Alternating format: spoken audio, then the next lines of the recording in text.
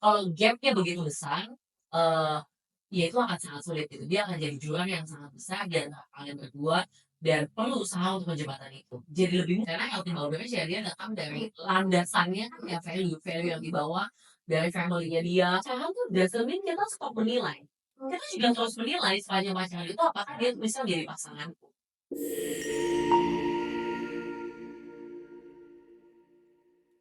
Pacaran tuh doesn't mean kita stop menilai. Kita juga terus menilai sepanjang pacaran itu apakah dia bisa menjadi pasanganku. Karena keputusan paling kan gini ada beberapa agama yang memang tidak memperbolehkan perceraian. Jadi Iya. maksudnya kadang-kadang tuh pernikahan beneran jadi beneran itu tuh garis finish gitu. Beneran itu tuh ya udah titiknya di situ gitu. Karena setelah itu kamu gak bisa berpisah gitu. Jadi sebelum kamu ngambil keputusan kamu benar-benar kamu menimbang-nimbang sedemikian rupa. Jadi ya termasuk juga kita perlu tahu gitu kayak ya, ini open boundaries aku. Dalam PDKT itu misalnya aku PDKT misalkan aku chat-chat-an sama 2 orang atau 3 orang gitu misalkan, kan pelan-pelan pasti akan tereliminasi dong yang memang dia apa ya, tidak dia selalu melanggar healthy boundaries aku gitu misalkan. Nah begitu pun juga ketika lagi kita in a relationship gitu ya, gimana nih healthy boundaries kita juga dilawan terus kan sama pasangan kita gitu. Sehingga akhirnya ya berarti nggak bisa tuh relasinya dinaikin ke pernikahan, yang seperti itu sih.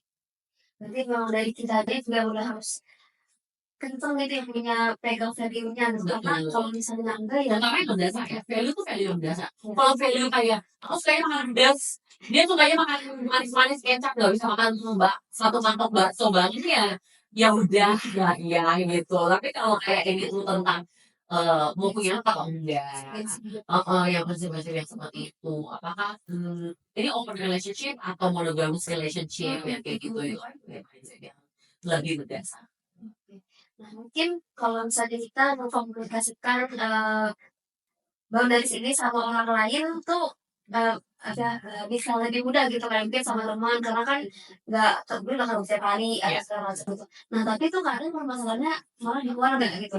Karena kan keluarga, eee, kalau sama keluarga ini gitu kan kayak kenapa kamu nggak mau misalnya kita punya prinsip, aku, kayaknya, mau sekolah dulu deh baru, menikah misalnya kayak gitu. Tapi nanti ada orang kayak, "Udah kamu antar aja nih udah ketemu jodohnya, tapi nikah aja dulu," segala macam. Mungkin itu kan nggak nyaman gitu kan buat kita. Nah gimana ya caranya kita mengkomunikasikan boundaries itu kepada keluarga, yang mungkin ya keluarganya belum terbuka ya sama hal-hal mengenai hal ini. Sebenarnya nggak cuma sama keluarga sih, maksudku ya keluarga kan misalnya karena eh, kan dia nggak kemana-mana gitu. Maksudnya kayak kalau kayak keluarga kan nggak bisa putus. Iya iya. Kalau sama pacar putus dia hilang. Kalau sama Iya. keluarga kan dia stays. Artinya kalau misalnya ada omongan kita yang menyakiti hati dia nggak akan kemana-mana gitu. Kamu harus lihat dia terus. Tapi sebenarnya itu nggak cuma ke keluarga, ke pasangan, ke teman pun. Sebenarnya kita juga tetap perlu komunikasi apa yang jadi hati bagus kita. But anyway, untuk bisa melakukan hal itu ya, aku kenalin satu istilah namanya komunikasi asertif. Berkomunikasi secara asertif. Komunikasi asertif ini berbeda dengan pasif maupun agresif. Kan kita kadang suka familiar dengan pasif dan agresif. Kalau pasif itu kan kita benar-benar kayak, ya udah deh lu maunya apa, gua kasih. Kalau agresif itu kan kayak, lah bodo amat kamu mau gua apa, pokoknya mau ya gua. Gitu. Jadi kan ini ekstrem kan. Kalau yang ini kalah terus gitu ya, sehingga boundariesnya tuh nggak ada. Kalau yang ini juga boundariesnya tuh kejauhan gitu karena dia melawan boundaries orang lain. Itu kan suka bodo amat gue dia suka gitu misalkan gitu kan. Jadi dua ini ada ekstrimnya. Agresif itu somewhere in the middle ketika kayak I can get what I want, tapi lawan bisa aku juga can get what they want gitu. Jadi kita tidak mengambil hak yang orang lain atau membuat orang lain merasa tidak nyaman. Komunikasi asertif berfokus pada um, pertama cara paling gampangnya itu adalah menggunakan I message atau komunikasi dengan menggunakan kata saya. Kata saya ini maksudnya adalah ketika kita memulai obrolan itu selalu menggunakan kata saya. Karena responsibility-nya, tanggung jawabnya itu ada di diri kita. Karena itu sedang mengkomunikasikan mengenai healthy boundaries kita. Kalau kita ngomong kayak, kamu tuh ya gak pernah ngatin aku.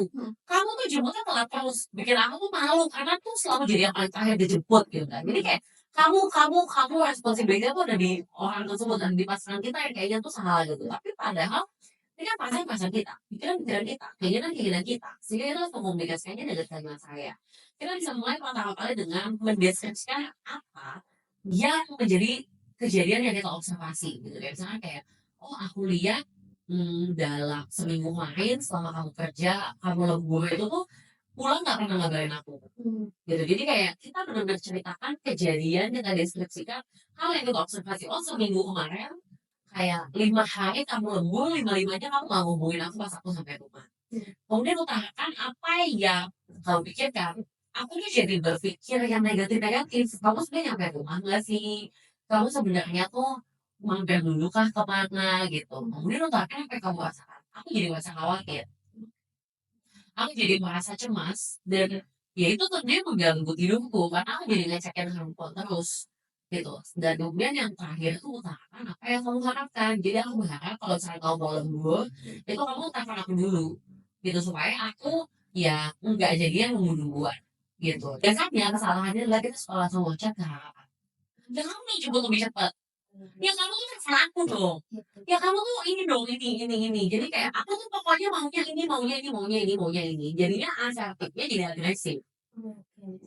Jadi orang merasa bahwa kayak, ah nggak mau ah kayak kayaknya tuh kayak banyak banget maunya. Baru juga pacaran kok udah banyak ngatur ya kayak gitu loh. Nah, tapi ketika kita jelaskan ini loh kejadiannya, kenapa aku tuh bisa berpikir seperti itu. Ini loh sebenarnya yang aku rasakan, kenapa aku bisa meminta hal tersebut gitu. Jadi train of thoughts atau kerangka berpikirnya. Dan itu kita jelaskan ke pasangan kita. Kita jelaskan secara logis. Kalau pasangan kita tidak bisa merespon secara logis, ya jadi ada yang bilang, "Kan kita lagi ngumpulin data-data emang, kita kan sedang mengumpulkan evidence, kita sedang menilai." Iya, ini jadi bahan penilaian. Bisa nggak nih orang gue naikin levelnya dari pacar jadi pasangan untuk seumur hidup gitu, jadi menikah. Diajak ngomong yang logis kayak gini aja dia ya ampun emosinya bener-bener nggak bisa kayak kamu tuh ya nggak memahami aku tuh lembur ngumpulin uang karena kamu minta dikawinin deh masih suruh aku kontak-kontak kamu gitu ya kamu tidur-tidur aja kenapa kamu nggak tidur malah nungguin aku sampai jam 3 subuh ya kayak gitu kalau ya gitu kembali lagi oh ya udah berarti tujuanmu untuk pacaran tuh tercapai karena mengumpulkan evidence Oke. gitu itu tujuannya tercapai berarti kamu mendapatkan kayak bukti-bukti untuk mengambil keputusan di suatu saat nanti. Berarti tadi, untuk apa, si, komunikasi asertif ini, kita harus sampai dulu faktanya, terus habis itu, pikiran Pikiran, kita, apa terus yang kita apa sih rasakan, harus dan harapannya harapan. kan. Oke. Nah, kalau misalnya nih kita udah mencoba melakukan itu, terus, apa namanya, Responnya tidak responnya sesuai tidak dengan harapan. sesuai kan tadi berarti kita udah menilai dia seperti ini gitu ya, oke. Nah, kalau misalnya ya itu mungkin, eee, pacar gitu ya bisa di, goodbye lah gitu kan. Kalau misalnya ini ke keluarga gitu, yang ya mau nggak mau ya itu berarti kita kan pasti bakalan ketemu terus gitu. Kalau misalnya nih kita udah komunikasiin batasan kita kayak gini, seperti ini, yang kita harapkan seperti ini, tapi diabain aja gitu. Nah itu, apakah akhirnya kita ya udah biarin, atau kita akhirnya perlu agresif atau gimana? Gini sih, mendidik orang lain itu tuh memang tidak mudah. Mhm. Apalagi ketika itu udah jadi kebiasaan dia gitu. Kayak misalnya Mhm. kita tahu kan memang anak kita tuh begitu. Dari dia lahir juga begitu gitu kan. Dan dari kecil tuh emang selalu kayak gitu gitu. Misalkan. Ya sebenarnya gini, mengedukasi orang itu takes time. Kita perlu untuk kayak kasih tahu ke dia gitu ya bahwa kayak kak aku tuh berusaha untuk komunikasi asertif. Mhm. Atau kayak, "Kak, aku tuh berusaha untuk mengkomunikasikan apa yang aku pikirkan." Mhm. Jadi kayak, kamu perlu untuk benar-benar mengkomunikasikan ke dia, ini tuh namanya komunikasi asertif, Mhm. and I am trying to do this for you. Dan aku mencoba untuk melakukan ini, karena aku lihat kita tuh sering banget berantem, gitu. Jadi, aku mau mencoba untuk berkomunikasi dengan cara seperti ini ke kamu, menurut kamu gimana? Jadi ketika kita melakukan sesuatu, dikomunikasiin, "Gue tuh lagi berusaha loh buat berkomunikasi sama kamu."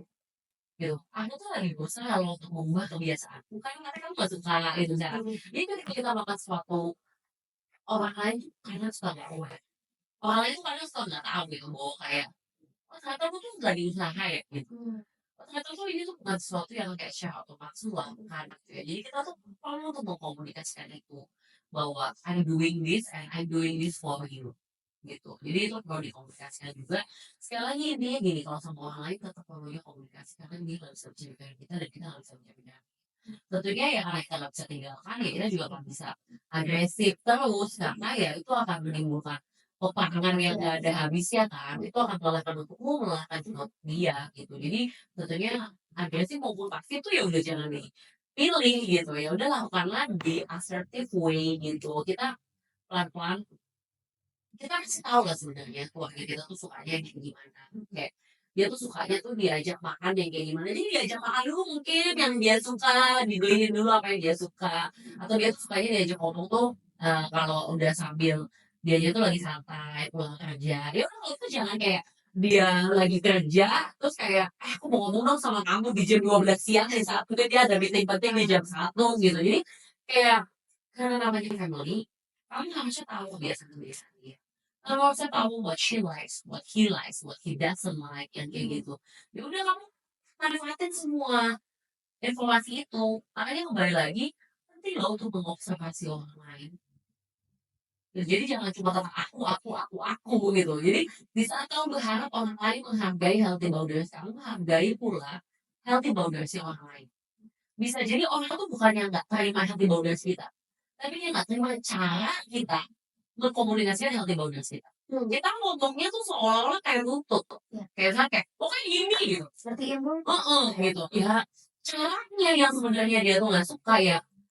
Kenapa gua kayak digendak gitu? Kenapa gua kayak nggak punya pilihan? Kenapa gua kayak nggak punya kesempatan untuk feedback ngomong dua aja? Kenapa gua harus terima apapun gitu? Kayak yang kayak gitu loh. Jadi bisa jadi sebenarnya bukannya dia nggak terima bahwa kita tuh punya hati boundaries, tapi dia nggak terima kenapa kamu menggunakan cara seperti itu untuk berkomunikasi.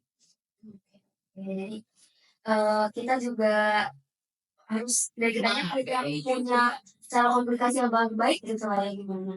Nah, nih Mbak, kan untuk bisa mengutarakan pendapat segala macam gitu kan, baik yang ke pasangan atau keluarga gitu kan butuh apa ya, kepercayaan diri juga gitu kan untuk ngomongnya. Mungkin selain dari kita tahu apa self-worth kita, value kita, kira-kira ada cara cara yang bisa dibagikan nggak nih untuk kita bisa percaya diri dalam, mengungkapkan boundaries itu? Oh ya tentunya kalau misalnya kita mau melatih kepercayaan diri ya banyak ya. Maksudnya itu jadi another new topic sih. Maksudnya kayak confidence tuh dilatih dengan banyak hal gitu. Maksudnya dengan berbicara di depan cermin itu juga bisa. Mencoba untuk menuliskan apa yang nantinya mau kita utarakan itu juga bisa. Jadi kayak kalau kamu takut salah, atau takut kayak bingung harus ngomong apa ya udah dituliskan supaya nantinya tuh bisa dibaca ulang atau kamu bacakan itu ke dia yang seperti itu juga bisa. Atau yang sesimpel kayak mulai dari orang yang dekat dulu sama kamu gitu ya. Kalau misalnya sama orang yang benar-benar baru kan mungkin kamu nggak terlalu nyaman gitu, kayak gitu. Tapi intinya adalah keep in mind apa yang menjadi tujuan kamu. Bahwa tujuan kamu adalah supaya kamu tuh juga sehat secara mental, secara fisik ya seperti itu. Ya kalau tujuannya adalah untuk kesehatan dirimu, ya tentu itu sesuatu yang memang perlu untuk diperjuangkan. Jadi kayak keep in mind dulu gitu kayak apa sih sebenarnya mau kamu capai sehingga kamu bisa mendorong diri kamu untuk mencapai tujuan tersebut. Jadi kayak ketika kita melakukan sesuatu yang kita nggak nyaman, itu tuh karena sesuatu yang lebih besar yang mau kita capai. Ini tuh ada tujuannya loh, bukan cuma sekedar apalah gitu kita lakukan itu gitu. Itu akan lebih membuat diri kita lebih termotivasi sih. Oke, jadi dari diri kita juga harus tahu nih tujuannya kita mau ngomong ini apa supaya ketika kita nyampein juga kerasa percaya Yes. dirinya gitu kan. Jadi orang bisa dibilang jadi menghargai apa yang kita katakan juga. Oke, oke. Nah, mungkin untuk terakhir kali ya pesan yang bisa diberikan nih kepada para wanita yang mungkin lagi proses PDKT mungkin atau yang lagi mencoba untuk bisa menemukan boundaries itu, ada yang nggak bisa besar sebagai psikolog nih. Oke, mungkin begini, jadi teman-teman kita perlu banget untuk mengenali healthy boundaries kita. Kita perlu banget untuk mengetahui batasan yang sehat untuk fisik kita maupun untuk mental health kita itu seperti apa. Coba kenali apa yang kita inginkan, coba kenali apa yang kita butuhkan, supaya ketika kita mengkomunikasikan ke orang lain, kita mengkomunikasikan sesuatu yang memang punya dampak yang positif untuk diri kita. Dan juga itu akan berdampak positif juga terhadap relasi kita. Di saat yang sama, hargai juga healthy boundaries orang lain supaya mereka juga bisa menghargai apa yang menjadi perasaan kita. Oke, baik. Terima kasih banyak Mbak Angel atas pembicaraan hari ini. Sama-sama. Semoga teman-teman di hari Kartini ini kita bisa tumbuh lebih baik lagi menjadi wanita yang berani, yang percaya diri dan punya boundary supaya menjaga tubuh harga diri kita Iya, juga. betul. Sampai ketemu lagi di episode selanjutnya.